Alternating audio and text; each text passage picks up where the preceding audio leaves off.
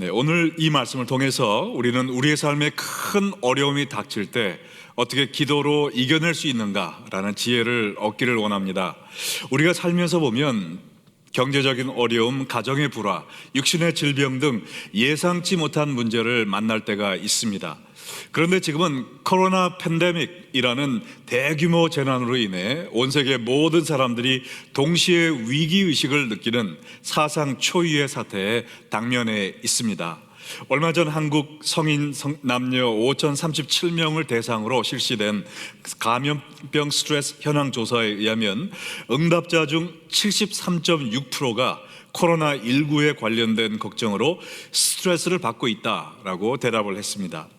그리고 미국에서도 이 코로나 사태로 인한 사회적 거리두기와 자택 대피령 또한 폭동까지 가중되면서 이제는 건강에 대한 스트레스뿐만 아니라 또한 재정적인 스트레스도 점점 커지고 있습니다. 자, 이렇게 여러모로 불안정한 시기에 우리는 어떻게 대처해야 될까요?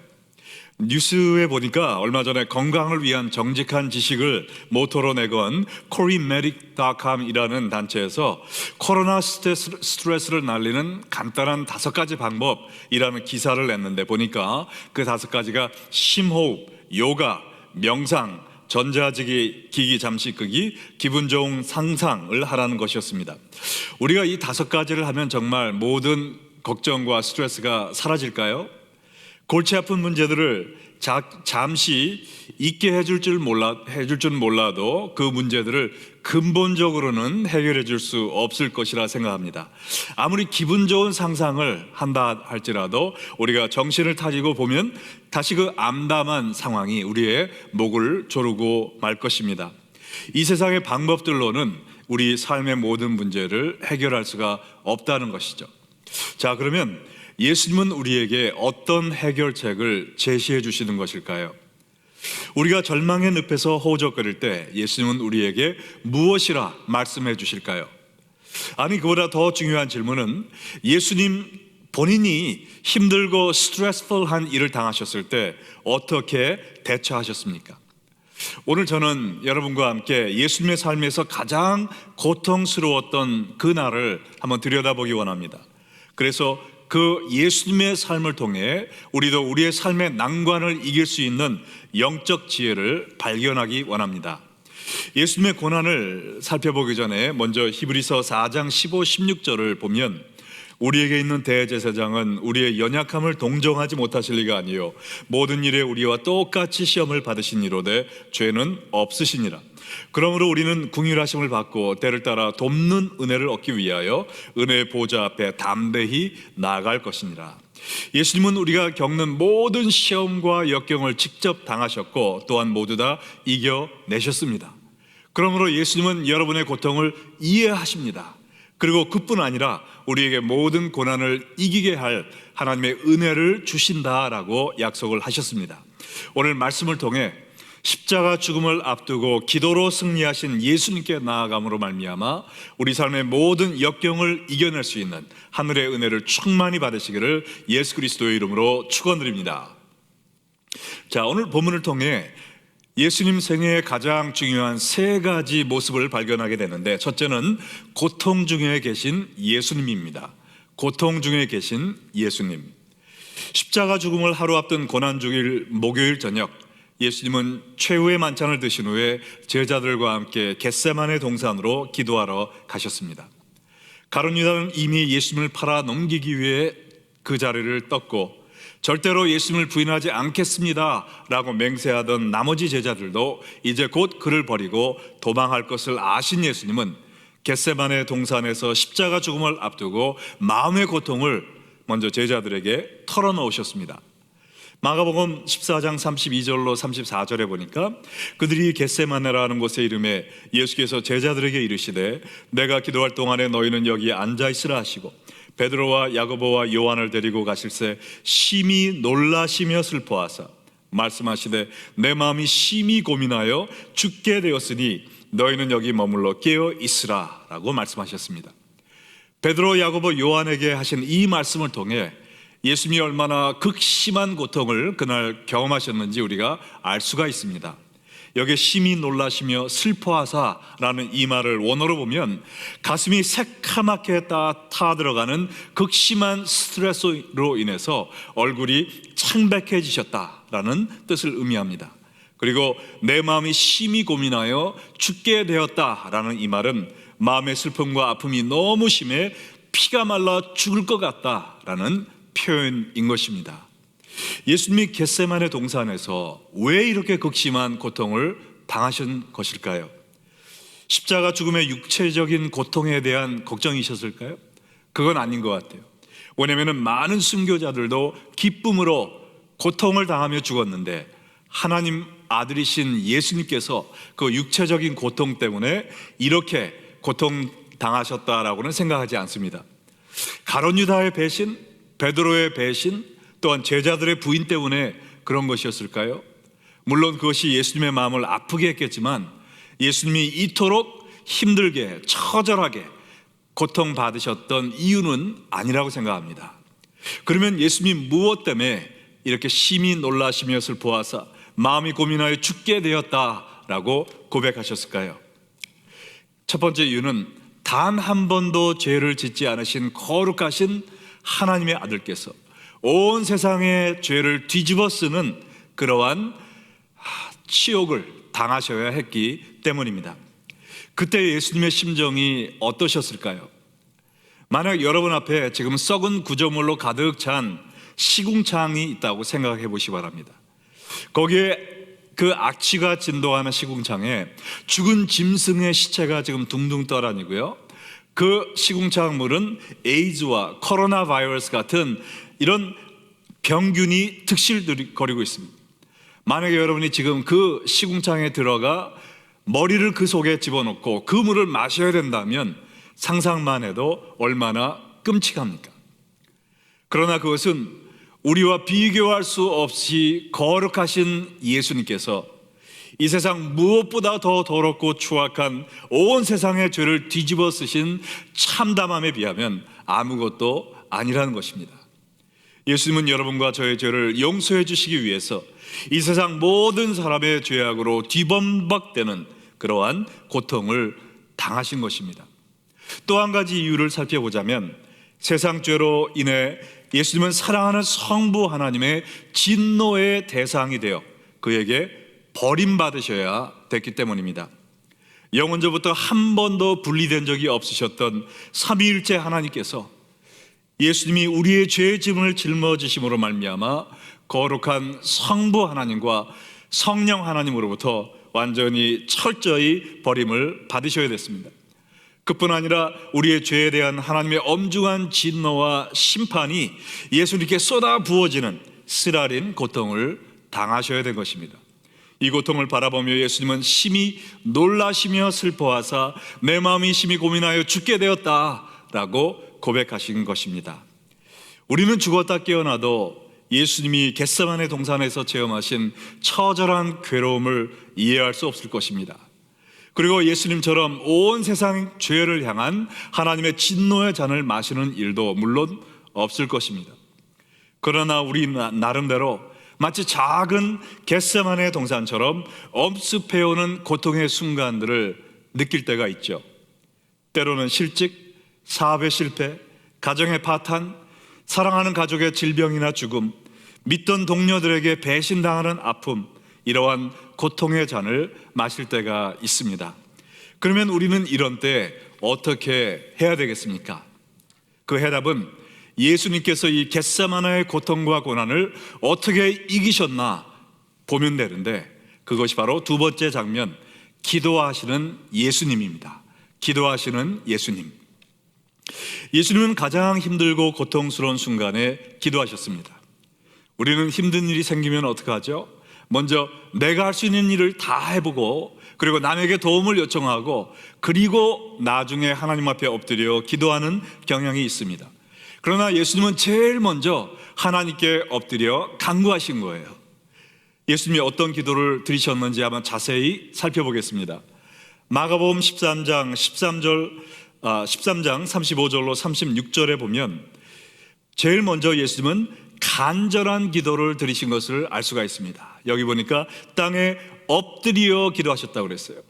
일어서서 아니면 앉아서 아니면 침대에 엎드려 누워서 기도하신 것이 아니라 양팔을 펴고 땅에 완전히 엎드리셔서 아마도 땅을 치며 대성통곡하며 간절히 하나님께 부르짖으신 것 같습니다. 그때 얼마나 간절히 기도하셨던지 누가복음 22장 44절에 보면 예수께서 힘쓰고 애써 간절히 기도하시니 땀이 땅에 떨어지는 피방울 같이 되었다라고 이야기하고 있습니다. 이 말씀은 예수님이 땀을 많이 흘리시며 기도했다는 이야기가 아니라 하도 간절히 기도하셔서 땀과 피가 함께 쏟아져 나왔다라는 표현입니다. 의학적으로는 이 현상을 혈안증이라고 하는데 심적 고통이 너무 심할 때 땀샘 안에 있는 모세혈관이 터져 땀과 피가 함께 나오는 증세를 일컫는 말입니다. 우리도 사면초가의 상황에 다다를 때 이처럼 예수님같이 간절한 기도를 해줘야 됩니다. 해야 됩니다. 내 기도를 들어주시면 고맙고 안 들어주시면 그만이고 그러한 마음 자세가 아니라 하나님 오늘 이 시간 저의 기도를 들어주시지 않으면 저는 죽을 수밖에 없습니다. 하나님만이 유일한 나의 구원자이십니다. 저를 불쌍히 여겨주시고 제 기도를 응답하여 주시옵소서. 이처럼 생명을 건 간절한 기도를 할 때 하나님께서 역사하십니다. 저도 제 생에 하나님을 특별히 체험한 그런 은혜의 순간들을 살펴볼 때 하나님 앞에 생명 걸고 부르짖었던 그런 순간이 있었음을 깨닫게 됩니다. 여러분 가운데 고통 중에 있는 분들, 산 같은 어려움에 당면에 있는 분들이 계시면 간절한 기도, 생명을 내놓는 정말 땀과 피가 함께 쏟아져 나온 것 같은 이러한 겟세마네의 간절한 기도를 드리시기를 부탁드립니다. 예수님의 기도를 보면 두 번째로 친밀한 기도였어요. 예수님은 하나님을 뭐라고 부르셨습니까? 아빠, 아버지요 이렇게 부르셨어요. 영어로는 아바 파더라고 그랬는데 영어로 dad, daddy라는 다정한 이런 친밀한 언어를 사용하셨습니다. 에이 설마 예수님이 하나님께 아빠라고 부르며 기도하셨을까? 라고 생각하실 수 있지만 성경에 그렇게 나와 있지 않아요? 이 아빠라는 단어는 굉장히 모든 나라가 좀 발음이 비슷한 것 같아요.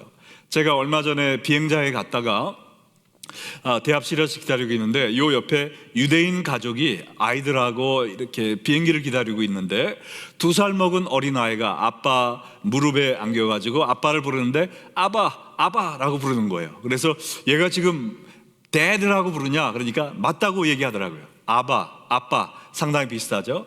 정말 예수님도 하나님에 대한 여러 가지 장황한 미사려구를 사용해서 하나님을 부르고 기도하신 것이 아니라 친밀하게 하나님께 아빠, 아버지시여 라고 기도한 것입니다. 여러분 한번 생각해 보세요. 여러분의 어린 자녀들이 있다면 여러분의 자녀들이 여러분에게 올 때 장황하게 이름과 타이틀을 늘어놓고 뭐를 요구합니까? 그렇지 않죠. 저도 저의 자녀들이 어렸을 때 뭐 사탕이 먹고 싶으면 저한테 이렇게 기도했을까요? 얘기했을까요? 렉비언야교회 당회장이시며 우리 어머니의 머리가 되시는 강민수 목사님이시여, 만약 아버님의 뜻이시면 저에게 사탕 하나를 주시옵소서. 만약 이렇게 얘기하면 정신병원에 데려가야죠. 그렇게 얘기하지 않습니다. 아빠 사탕 줘, 이거면 충분한 거예요. 이것처럼 우리도 형식적인 기도가 아니라 우리의 마음을 열고 사랑하는 마음으로 하나님께 친밀히 다가가는 그런 기도를 해야 됩니다. 그런데 평소에는 하나님과 친밀하게 지내지 않다가 무슨 문제만 생기면 갑자기 하나님한테 아빠 하고 찾아오면 하나님이 얼마나 당황하시고 또한 황당하시겠습니까? 우리는 평소에 하나님과 친밀한 관계를 가져야 돼요. 하나님은 우리가 어쩌다 갑자기 나타나서 동전을 집어넣으면 콜라병을 내려다 주시는 이러한 자동 판매기가 아닙니다. 하나님은 우리와 친밀한 관계를 원하시는 사랑의 아버지세요.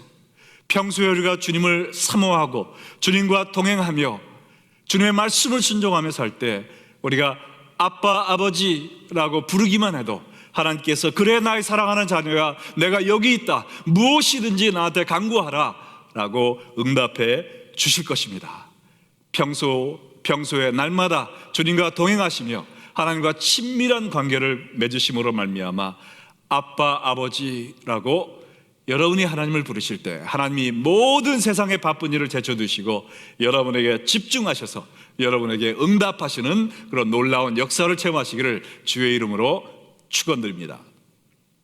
자, 예수님의 겟세마네 기도를 좀 더 살펴보면요, 세 번째로 예수님은 믿음의 기도를 드리셨습니다. 믿음의 기도. 아버지께는 모든 것이 가능하오니 이 잔을 내게서 옮기시옵소서 그랬어요. 예수님은 하나님께는 능치 못함이 없다라는 믿음을 가지고 기도하신 것이죠. 우리도 이와 같이 의심하지 말고 믿음으로 간구해야 됩니다. 그런데 한 가지 우리가 기억해야 될 것은, 믿음이라는 것은 무조건 내가 열심히 간구하면 하나님이 들어주신다라는 비나이다 그런 식의 미신이 아니라 바로 무엇이냐? 하나님의 선하신 뜻이 이루어지기를 간구하며 믿는 것입니다. 자, 예수님이 기도하신 내용이 무엇이었습니까? 예수님께서는 하나님의 진노의 대상이 되지 않고 인류를 구원할 수 있는 길이 있다면 이 십자가 잔을 저에게서 치워주시옵소서라고 기도를 한 겁니다. 하나님이 이 십자가 죽음의 잔을 치워드리는 것이 가능했습니까? 물론이죠. 예수님이 그렇게 안 하셔도 됐습니다. 하나님이 안 하시면 그만이에요. 그러나 하나님이 이 예수님의 간구를 응답하셨습니까? 예스라고 하지 않으시고 노라고 응답하신 거예요. 왜요? 만약에 예스라고 하셨다면 우리 모두는 지옥불에 떨어질 수밖에 없기 때문에 인류의 구원을 위하여 하나님께서 예수님의 기도도 노라고 대답하신 것입니다. 오늘날도 하나님은 우리의 모든 기도를 응답하실 수 있습니다. 그러나 하나님은 우리에게 가장 좋은 것을 주기 원하시기 때문에 우리가 잘못 구할 때 무조건 우리에게 예스라고 대답하지 않으시고 하나님의 선하신 뜻에 따라 노라고 대답하실 때도 있다라는 겁니다. 예수님에게도 노라고 대답하셨다면 하나님께서 우리에게도 노라고 대답하실 수 있음을 우리가 겸손히 받아들여야 되는 겁니다. 그러나 그것은 하나님이 우리를 미워하시고 우리를 배척하셔서가 아니라 우리에게 가장 좋은 하늘의 선한 것으로 부어주시기 위해서 하나님의 선한 뜻을 이루어주시는 그러한 과정이라고 믿으시고, 우리가 믿음으로 간구하지만 이것이 나의 뜻이 아니라 하나님의 뜻이 이루어지도록 기도해야 되는 것입니다. 그래서 예수님의 기도도 보면 네 번째로 예수님은 순종의 기도, 하나님의 뜻을 간구하는 이 기도를 드리신 거예요. 나의 원대로 마옵시고 아버지 원대로 하옵소서라고 기도하셨잖아요. 예수님의 기도의 목적은 하나님께서 예수님의 뜻대로 응답하시는 것이 아니라 예수님이 하나님의 뜻대로 순종하는 것이 바로 기도의 목적이셨습니다. 우리의 기도도 내 뜻을 이루어주세요 라고 예수님께 또 하나님께 떼쓰는 것이 아니라 하나님의 뜻을 이룰 수 있는 순종하는 사람 되도록 저를 변화시켜 주시옵소서, 이것이 올바른 기도의 자세라고 믿습니다. 빌리 그레이엄 목사님이 생전에 말씀하시기를, 큰 배가 부두에 도착해서 밧줄을 쇠 기둥에 묶은 후에 엔진을 들고 밧줄을 잡아당기면 부두가 배 쪽으로 나오는 것이 아니라 배가 부두 쪽으로 다가간다라고 이야기하시면서, 우리가 기도의 줄을 잡아당길 때 하나님을 우리 쪽으로 끌어내리는 것이 아니라 우리가 하나님 쪽으로 다가가는 것이 바로 올바른 기도다라고 말씀을 하셨습니다. 우리는 항상 기도할 때 내 뜻대로 마옵시고 아버지 뜻대로 하옵소서라고 기도해야 될 줄로 믿습니다. 이러한 간절한 기도, 친밀한 기도, 믿음의 기도, 순종의 기도를 드리실 때 상황과 환경을 초월하여 하나님의 뜻이 여러분의 삶 속에 이루어지는 놀라운 역사가 이루어질 줄로 믿습니다. 자, 그런데 우리의 기도가 응답되지 않는 가장 큰 문제, 우리가 문제와 고난과 고통에서 벗어나지 못하는 가장 큰 이유는 뭐냐? 바로 기도하지 않기 때문입니다.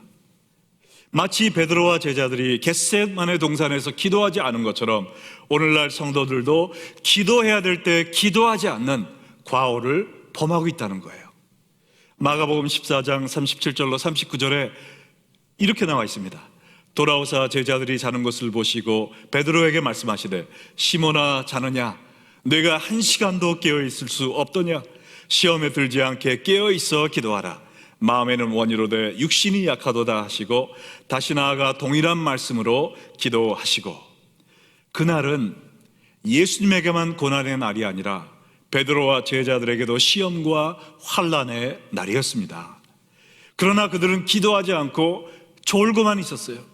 시험에 들지 않게 오로지 깨어 기도해야 된다라는 예수님의 말씀을 듣고도 그들은 졸음에 빠져 기도하지 않다가 시험이 왔을 때 예수님을 버리고 도망하는 그러한 실패를 맛보게 되어 있습니다. 여러분은 지금 깨어 기도하고 계십니까? 아니면 깊은 잠에 빠져 있다 시험이 올 때 넘어지고 있지는 않습니까? 우리는 예수님처럼 깨어 기도할 때만이 시험을 이길 수가 있습니다. 예수님이 십자가 죽음을 앞두고 이러한 전심으로 기도하셨을 때 예수님께 어떤 역사가 벌어졌는지 우리가 마지막 세 번째 장면을 보겠는데요, 그것은 승리하신 예수님입니다. 승리하신 예수님. 기도하신 후 예수님에게 어떤 변화가 일어났는지 마가복음 14장 42절 말씀을 함께 읽어볼까요? 일어나라, 함께 가자. 보라, 나를 파는 자가 가까이 왔느니라. 기도하시기 전에는 심히 놀라고 슬퍼하사 내 마음이 심히 고민하여 죽게 되었다 라고 말씀하셨지만, 기도하신 후에는 나를 파는 자가 가까이 왔다, 일어나 가자 라고 말씀을 하셨어요. 영어로는 Rise, let's go, here comes the betrayer, 이렇게 말씀을 하셨습니다. Let's do it, bring it on. 뭐든지 내가 감당할 수 있다라는 말씀이시죠. 아무런 두려움 없이 십자가 죽음의 잔을 향해 담대히 뚜벅뚜벅 전진하시는 힘찬 모습입니다. 하나님은 예수님에게로부터 십자가 죽음의 잔을 거둬가지는 않으셨지만 예수님이 그 고통의 잔을 기쁨으로 담대히 받으실 수 있는 새로운 마음을 주신 것입니다. 예수님의 외적인 상황은 전혀 변하지 않았지만, 그러나 예수님은 그 상황을 기쁨으로 인내하며 이겨낼 수 있는 내적 변화를 경험하신 거예요. 예수님이 겟세마네 동산에서 어떻게 이러한 내적 변화를 경험할 수 있으셨을까요? 우리 병행 구절인 누가복음 22장 42, 43절 말씀을 보시기 바랍니다.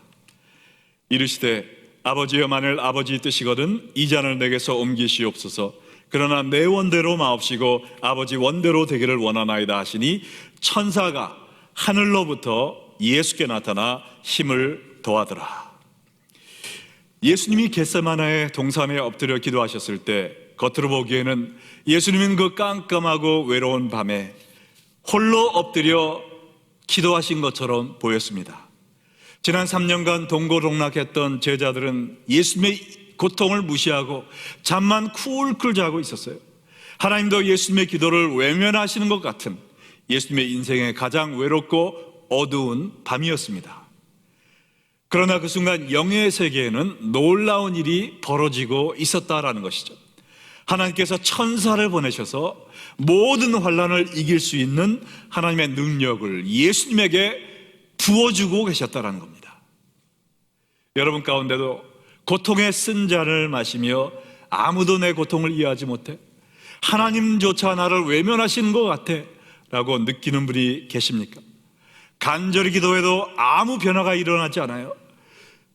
만약 그런 상황에 계시다면 오늘 이 시간 성령님께서 여러분의 눈을 열어주셔서 여러분이 부르짖을 때 천사가 하늘로부터 나타나 여러분에게 힘을 더해주고 있음을 보게 해주시기를 간절히 소원합니다. 여러분이 비록 사망의 음침한 골짜기에 홀로 있는 것 같다 할지라도 여러분이 무릎을 꿇고 하나님께 부르짖는 그 순간 하늘문이 열리고 하늘 천사들이 내려와 모든 어려움을 극복하고 승리하게 하는 하나님의 능력을 여러분의 심령에 가득 채워주고 있음을 믿으시기 바랍니다.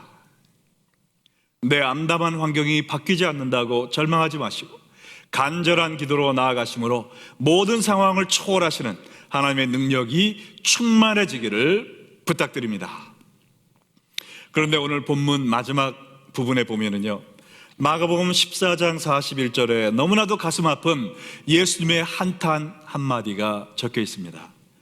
현대인의 성경이 정확히 번역을 해놓았는데, 아직도 자고 있느냐? Are you still sleeping? 아직도 자고 있느냐? 가슴을 후벼 파는 말씀이죠. 이제 곧 너희가 감당할 수 없는 시험이 들여닥칠 텐데 너희가 어찌 기도하지 않고 아직도 잠만 쿨쿨 자고 있느냐? 너희가 깨어 기도했더라면 나를 버리고 도망가는 일이 없었을 텐데 어찌 기도하지 않아서 이제 코앞에 닥친 시험에 넘어져 실패하게 되었느냐? 한탄하시는 말씀이죠. 혹시 이것이 지금 예수님께서 여러분에게 주시는 말씀은 아닌지요? 내가 지금 깨어 기도하기만 하면 하나님께서 모든 고난을 이길 힘과 능력을 주실 텐데 아직도 자고 있느냐? 내가 지금 깨어 기도하면 우는 사자와 같이 달려드는 악한 영으로부터 너를 구해 주실 텐데 아직도 자고 있느냐? 이 시간 깨어 기도하라는 예수님의 말씀을 듣고 영적으로 깨어나 일어나 기도하시기 바랍니다. 여러분이 깨어 기도할 때 모든 시험과 고난을 이기게 하는 하나님의 능력이 여러분과 함께 하실 거예요. 제가 오래전 LA에서 사역할 때 함께 사역을 하던 전도사님이 계셨는데 그분에게 들은 간증입니다.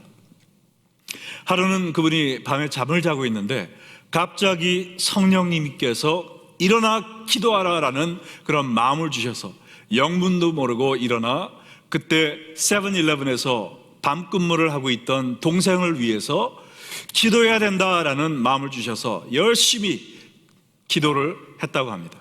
약 20-30분 동안 알지도 못하고 무조건 하나님 제 동생을 보호해 주시고 함께해 주세요라고 간절히 기도하고 마음이 좀 편안해졌을 때 기도를 마치고 동생한테 전화를 했는데 셀폰을 받지를 않는 거예요.